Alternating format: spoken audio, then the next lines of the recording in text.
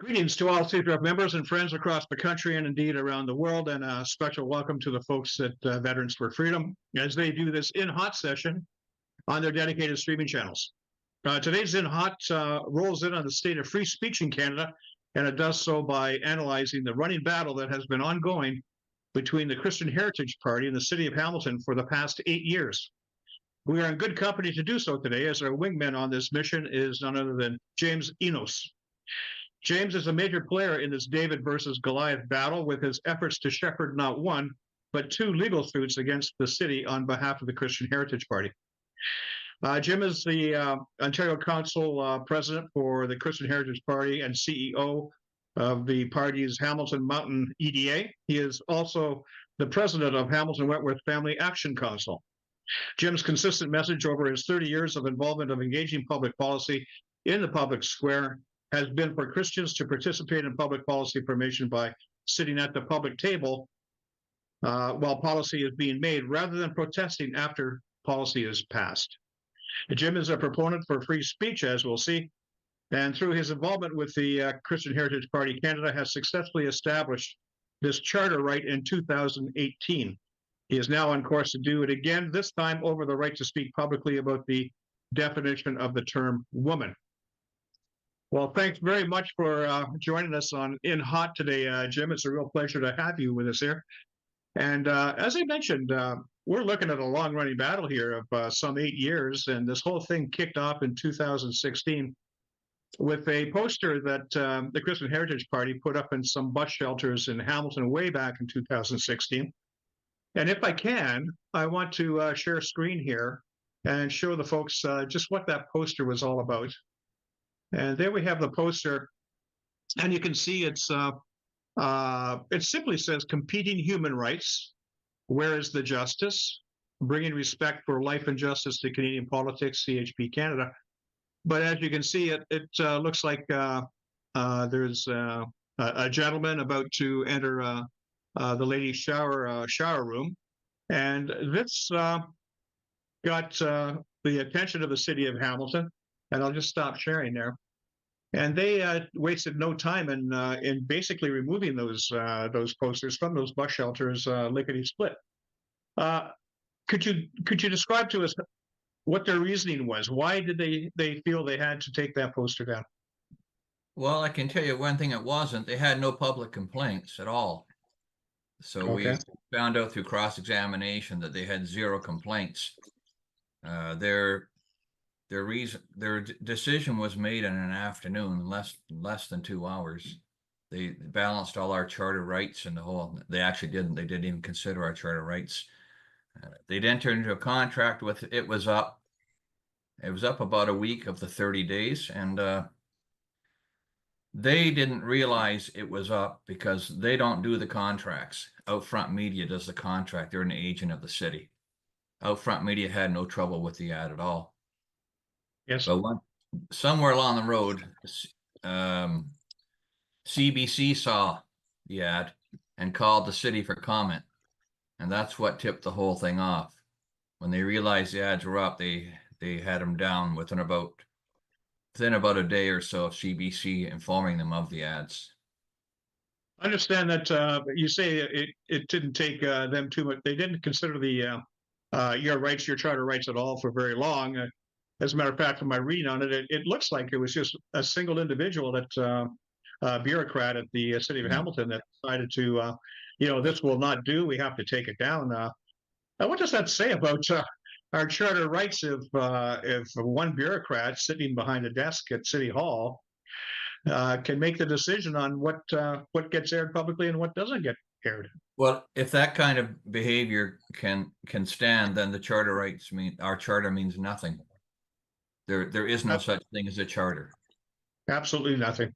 So I find it hard to believe that I guess once they made what seems to be an arbitrary decision, the decision was made by CHP to go ahead and file a legal suit. And I'm just going to cut away here because I have a little piece here on the legal suit itself. Here's the public record. Your case came up in this journal called The Public Record, and wheel down here to the city's arguments, it looks like the city was arguing that the charter does speak to free expression, but does not protect discriminatory speech. Was the lawyer from the City of Hamilton's response? I'll just stop sharing there. So their argument was is that this poster was discriminatory in nature. That's the argument they tried to make. Yeah, could you expound on that? Well, you won't see it in writing, but during the actual judicial review, one judge said, "Well, we don't even have a definition of discrimination in the courts. What is discrimination?" And he went on to say, "How far do we go to protect minorities?" So they asked some very good questions of the City of Hamilton's lawyer, who basically couldn't respond to those kinds of questions. What's discriminatory? Having a difference of opinion? Go ahead.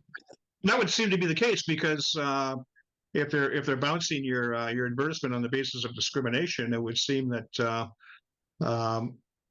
what they're saying is that having an opinion in the public square, and in this case from a political party, can be ruled discriminatory and therefore can be bounced. I mean, what does that say about the state of public debate, political debate in the country? If anything could be called discriminatory, if that could be called discriminatory. Yeah, if the Conservative Party holds a different view than the Liberal Party, they're discriminatory. Therefore, they can't run as a party in Canada. Exactly. I mean, where does this all end? It seems like at the end of the road, all we're looking at here is tyranny and dictatorship. Well, and that's what that was in the judge's ruling. There was 3 judges on it's what you call a judicial review. Yeah. And in the judicial review, can I just read one paragraph out of what the judges Sure wrote? can. Yeah, go ahead. They said the right to free speech has been recognized as a fundamental ingredient to the proper functioning of democracy for hundreds of years. As a consequence, it has been protected by constitutions, laws, and courts across numerous democratic jurisdictions. Conversely, a lack of free speech is a common attribute of dictatorships and tyrannical regimes. That's a shot at the City of Hamilton. That is a shot at the City of Hamilton. I would argue that it might be a shot at the federal government as well, because as we're looking down the road here at Bill C-63, I believe it is, called the Online Harms Bill, they're talking about bringing into the criminal code the ability to be jailed for life on the basis of something that somebody deems to be hateful, or might do. The $20,000 fine for something you might do.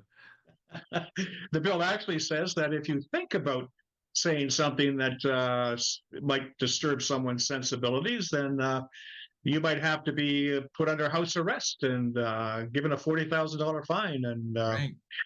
I think the fines actually total in excess of $70,000 by the time you take the government's cut into account. But so we see a really insidious things unfolding here, which your court cases are kind of cracking open, which is very good to see. It must have been some decision making going in behind the party deciding to take this to court. I mean, it's no small thing. Yeah, well, what we did was we presented the case. We only had 30 days to respond. Once you have a decision, you have 30 days to file for judicial review. And so we just let our membership know what was happening and what the cost would be. We had an estimated cost of, I think, $65,000 at the time was our estimate. Yeah. And we said, it's up to you whether you want to go ahead or not. And we didn't take funding directly. We did it through pledges because we didn't want to take funds and the case doesn't go ahead, because you can't refund money back through a political party. Yeah. So we wanted to be up and up. We just took pledges. And in 3 days, we had $54,000 of pledges. Wow. So we said, well, we're probably going to hit the mark, and that was our to go. That is very, very impressive. And at the end of the day, we saw we did win the case. Oh, yes. And Mhm. at the end of the day, what did the courts have to say about the case itself? Well, it was unanimous ruling, first of all three judges. And, it was just paragraph after paragraph of the importance of free speech. And it also pointed out that at no time could the city actually define why it was discriminatory. They couldn't. Okay. Words? Was it the picture? Was that a picture of a trans person? They said, well, no, it's not a picture of a trans person. Well, do the words discriminatory? No, the words aren't discriminatory. Well, what's discriminatory? Well, the idea. The So idea. yeah, so Uh, ideas are not, yeah. That was their. Really, they couldn't get anywhere. It was really great to sit in cross-examination. So for judicial review, you don't cross-examine in the court. You cross-examine ahead of time. It's pre-trial cross-examination. okay. I sat there and listened to. They had 5 witnesses, and the one person's when they were asked about the poster, they said, when it comes to trans rights, there are no competing human rights. In other words, they trump everything. Wow. And that's not what the Ontario Human Rights Code says. The Ontario Human Rights Code is as bad as the Ontario Human Rights Commission is. The code is actually quite balanced when you read some of their policies. Okay. They have a policy called, that's where the title of the poster came from. They have a policy called Competing Human Rights. And that's where that poster idea came from. And in Okay. there, they talk about it, that while, it's important that everybody has rights and so on. In the closing line, it says, insofar as they don't substantially interfere with the rights of others. Hmm. Okay, so when a man is going into a woman's shower room, now we have a competing human right. A man's right to believe he's something other than he actually is one thing. Yep. Requiring a woman to be unclothed in front of him and shower with him is quite another. And so we Yes. think the balance is incorrect. We're So not. the woman or the girl's right to their own security, security of the person, and privacy has a part to play in this whole thing. And actually, when you talk about competing human rights, I have a little bugbear with that because when I look at the charter, I see the right to free speech, for example, as being a fundamental. It's one of a numbered set of fundamental rights, along with freedom of religion, expression, conscience, beliefs. Uh, that because of the fundamental nature should enjoy uh, some sort of premium when it comes to being stacked up against other rights, like a person's right to believe that he is a man or a woman. But did the judges ever come across with the idea that the freedom of speech is a cut above other rights as a fundamental right? Not so much on as an individual, but as a political party, it is a higher level. It's a higher Yeah, level of priority because a political party represents a population. It's not just one person's uh, free speech. So that's interesting. there is recognition that a political party has even more authority or freedom to express views. Obviously, how do we have varying political parties in Canada if only one view can be expressed? Yeah. So And how can political parties have views uh, that they could express with some sort of primacy, with some sort of priority, if members within that party, individuals within that party, don't have the right to, well, fundamentally speak freely? there's parties that lock down their Yeah. I'm not going to get into that, but there are Well, parties that lock we have down cer- their we have representatives. we have certainly seen that where parties are now locking down their memberships. So I don't know. It seems to me that we're on a slide here downhill. We started out with something that was fundamental, say the right to free speech, and now it's been degraded to the point where it has to compete with other rights. Now, in your case, through your skill and persistence, you won that competition in this particular case. But now we see a second case come up, and now you're in the midst of a second case on the basis of another poster, and I want to share screen to show this poster. And this one says woman, an adult female. It gives a definition of woman, an adult female, bringing respect for life and truth to Canadian politics. Well, this really set the cat amongst the pigeons once again. This was put up at a bus shelter in Hamilton. No, we didn't even get it up. They wouldn't Oh. even let us get it up. They this time Outfront Media was on to us, their agent, and they shut us down. They said we recognize it's a political ad, but the answer is no. And so what happened? They did that. They didn't tell the city, but then we informed the city, and the city took 4 months to come up and support what Outfront Media said and sent us a letter, quite a controversial letter of rejection. Okay, I think I have that letter here, and I'll cut away again. And it's a city response. The City of Hamilton responds to your poster and telling you why they basically decided to shut it down. And I underlined a portion here. In their conclusion, they say, in conclusion, while we steadfastly support the principle of free expression, we must also acknowledge the potential real-life impact of this proposed advertisement. Imagine a transgender woman preparing to board a bus only to be confronted with a message that denies her identity, devalues her lived experience. As the foregoing evidence suggests, the psychological harm caused by such an explicit public rejection of her identity could be significant, potentially inciting feelings of exclusion, shame, or even fear for personal safety. Such a hostile environment could discourage her from using our transit system altogether, disrupting her daily life and access to the city's services. Wow. So it looks like this poster that proposed one definition of a woman really set the cat amongst the pigeons, because now you're in a position, you're being accused of threatening the very safety, security, and emotional well-being of the public of Hamilton. Yeah, what it says is that if you want to have an opinion that's sheltered from public scrutiny, act like a victim. Well, this brings to mind the expression heckler's veto.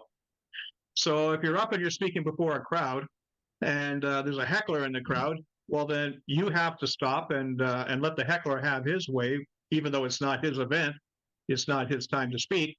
He gets the veto over your presentation, a heckler's veto. And I can't see, well, where's this going to end? Because I mean, you can have any number of people who have any number of personal sensitivities that they want to protect, and then we have to walk. Everybody else has to walk around on eggshells to make sure that they're not hurt. Well, yeah, I mean, we're not out to destroy people at all, but I tell you, the false ideology that men can be women and boys can be girls does a lot of harm as well. Well, and we have to have public discussion about this. I mean, this bill that went through and became law, and every MP voted for it or kept their mouth shut on it. We know what it is. What it was, C4 at the time, I guess. Yep. Now it's illegal for a parent to counsel their children otherwise. This is far, far gone, and it's doing a lot. Well, it seems like now I know that the Christian Heritage Party, they base their policies on biblical precepts, so that's where your worldview, that's where your political stance comes from. Right. These religious beliefs are enshrined in the charter. Everyone is free to believe as they choose. But it seems to me that now it seems like you're competing against another religion, and this is the religion of transgenderism. It's at the end of the day, this is about the city's ideology versus ours, and that they're the only ones allowed to discuss it, as they do. As they put up all kinds of crazy ads about and on this issue on their bus shelters, on their buses, on internet. Well, I think, do you have one available there, Jim, that we could show the crowd that the City of Hamilton is promoting right now? I'm going to do share a screen. Hopefully we'll be able to get this to come up for you. Okay. This is a picture of an obvious gentleman with long hair, makeup, made up to be like a woman, and the writing on the poster says, "We are Hamilton. We are every color, identity, ability, and creed, and together we make Hamilton better when it's hamiltonforall.ca." So there we have that. So we see the city of Hamilton promoting transgenderism with no problem at all. So there, I'm going to go back to the your poster that was so controversial. Yeah, so controversial. And it's interesting in the letter. In the letter, they say to us, the message of the advertisement supports a traditional and biologically determined, okay, definition of gender in line with conservative values. The Yeah, definition by its nature is narrow and exclusionary and does not acknowledge the lived experience of transgender and non-binary individuals who identify as women. So they acknowledge that it's traditional, it's biologically determined, and it's in most dictionaries. But the problem is it's conservative. yes, it seems like there's only one way the public can think on these things, and it has to be the city's way, or no way at all. And your poster gets bounced. And our argument isn't that they're trying to stop us from thinking, they're trying to stop us from talking. Yeah. See, we don't have freedom of thought. That's one thing. We also have freedom of expression. Mm-hmm. So they're not saying you're not allowed to think about it. Nobody can control that. But they're saying when it comes to the public square, shut up. Yeah, there's no two ways about it. I mean, that's the obvious message here. So, as what is the status of this case right now? Where is it? Third week of October, we have a full day in judicial review in the courts in Hamilton. We don't know the Okay. day yet, but it's the week of October the 28th. Okay, so you'll have your review, and at that point, the judges, the panel of judges, will walk away and come back with a decision sometime later. Is that the? Yeah, it'll probably, could be a few months. They could do it that day, but it's very unusual. But Okay. usually it could go 3-4 months down the road before we get a written decision back. Now, the city of Hamilton has failed with its first try to quash your original bus shelter ad. How do they expect to win this one? What is Well, what is the thing? I've been told that everything was in camera, of course, at City Hall. Now, when you have any discussion about anything at all, they seem to be able to go in camera about everything. They had 3 lawyers in camera who advised them they'll lose. But the Yeah. council voted, the council voted 8-7 to go ahead, so they almost didn't go ahead. Oh, I see. I see. Okay, so they are walking into this with some trepidation. Oh yeah. But I guess on the whole, the city council feels that this is a battle worth fighting. I guess they feel they're fighting for the right and for the good. I guess. Well, and besides, they don't have to, it doesn't cost them anything. Oh, okay. At the end of I the got day, to though, pay for both sides, right? I got to pay for my fight and I got to pay taxes for theirs as well. okay, you got to pay the taxes, but at the end of the day, oh, I guess because you're bringing the case forward, you can't ask for court costs. Well, yeah, we do. But last time they gave us 65% of our court costs. So Okay. this time we've asked for full court costs because this is the second time. This is we think it's very serious, their behavior now. They've been warned once and they're doing it again. This is a Yes. total waste of the court's time, really. Yes, it is. And like I say, it's kind of hard to see why they're pushing this forward unless they really believe, in their heart of hearts that what they're doing is the right way to go. But how about for your part, from the viewpoint of the Christian Heritage Party, what kind of support or input are you getting regards this case and the case before? Well, once again, we let the membership know, and a similar response very quickly came in financially. And yeah, we're looking forward to the day. And some people would say, like, what if you lose? Russ, this is the important thing that Canadians have to wake up to. Losing by forfeit is the worst way to go. You're better to fight and lose than lose by forfeit. So we're willing to fight and lose. Okay, rather so than. I take it then that you're prepared, if you do lose, to take this higher to appeal court and then off to Oh, the Supreme Court of well, I Minnesota? wouldn't, well, I'm not gonna, I wouldn't, make any predictions about what will happen next. Let's wait and see. Okay, But, you know, you always have to look at what the ruling said. Was there errors and all those kinds of things? We certainly don't think we're going to lose. We don't expect to lose. If we lose, then there's something very wrong in the courts. yeah, I would see your point there, and I think you made a great point there, Jim, in saying that the only way you lose really is when you quit. You know, you don't they don't win unless you quit, and until then the fight's on. Like, yeah, imagine if we didn't take Hitler on. Yes, indeed. Imagine if we didn't stand up way back in the late 1930s. Yeah, where would we be right now? And it looks like Canada is kind of walking down a path here to that's pretty dark at the end of the day with all the legislation that's coming forward. We talked about Bill C-63. We talked about Bill C-4, conversion therapy. That bill, which takes away the right of parents to guide their own children and their own at their own kitchen tables. We're proceeding down a pretty dark path, and it seems to me like it's a very slow process of waking up, but it looks like Canadians are finally starting to catch on. And quite frankly, they wouldn't catch on as quickly if it wasn't for efforts like yours at the Christian Heritage Party to bring these things forward for public review and debate. So congratulations on that.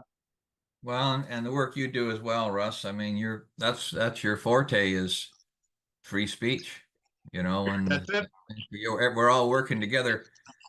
So, No, if you we don't know, have free speech, we don't have much of a free country. I'll tell you that. well, how long will it be to your show is shut off?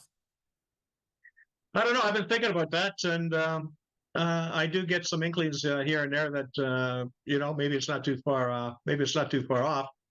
I think as this particular government stays ensconced in power, I think it is only a matter of time.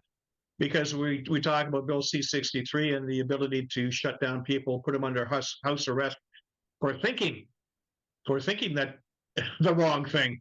I mean, this is incredibly. It's like 1984. I mean, it's like George Orwell's 1984. But in that kind of a scenario, I mean, it's not just me. I mean, nobody can speak at all. Yeah, there was a ruling. There was a lawsuit of it was a teacher in Waterloo. She sued the school board, and Yes. we're shutting her down for discussing her uh, disappointments with the school's placement of certain books in the library around transgenderism and in the curriculum. And in there, the judge wrote, there is no limit on what people can discuss in public. And transgender has no limits. It can certainly be discussed anywhere at any time. Look, just because we want to discuss something doesn't mean that we're bringing down violence and all kinds. That's another call altogether. And No. we have to be a little bit more adult and learn how to have adult discussions about the most sensitive issues, but have them. Shutting things down is that's where the violence can come from. People get frustrated with not being Very good able to, point. and I'm not a violent person. I don't support violence, but I can understand that there's some people out there who feel frustrated. They can't say what they mean. They can't have it out there. And so they'll have it out with some kind of crazy violent act. Like we have No. to be careful about shutting people's ability to discuss down. Yeah. No, there's no two ways about that. I mean, suppressing speech and suppressing people's feelings and need to discuss things in the public square is just that frustration is just going to go someplace else. Yes. And that's just as plain as day. But I guess in closing, Jim, is there anything C3RF members can do to help, or perhaps do you have a legal defense fund or something going on? Well, if they're interested in supporting the court case, they can make donations to to CHP Canada. Just go to our website, CHP Canada, and when they make the donation, they could make a small note, for the Hamilton court case or something like that. If they're living in the Hamilton area, and they may want to reach CHP Canada and say, let me know when the court date is. Maybe they'll want to be in court that day. It's great to sit and listen to it all. It's quite something to sit in on the cases. Yeah. Mm-hmm. It's particularly interesting to see how the judges are responding to the City of Hamilton's arguments in that first case. It was very entertaining. Yeah. The back and forth is very entertaining as the City of Hamilton lawyers kind of were set on the back foot, having to answer questions that they obviously were very uncomfortable with, things like the value of free speech. But yeah. Okay then. Well, with that, I'd like to thank you very much, Jim. Not just for this in hot second, but for your tremendous efforts at bringing these things forward, putting them in the public square, so we can look at them, analyze them, and have our own say. Thanks very much. And thank you. And I really encourage people to get involved in the public square. Don't wait until policy's passed. It's too late. Yeah, things are rolling downhill pretty fast here. So if you want to join the public debate, now is the time. Thanks, Jim. Thanks a lot. Bye for now. Okay, we'll see you.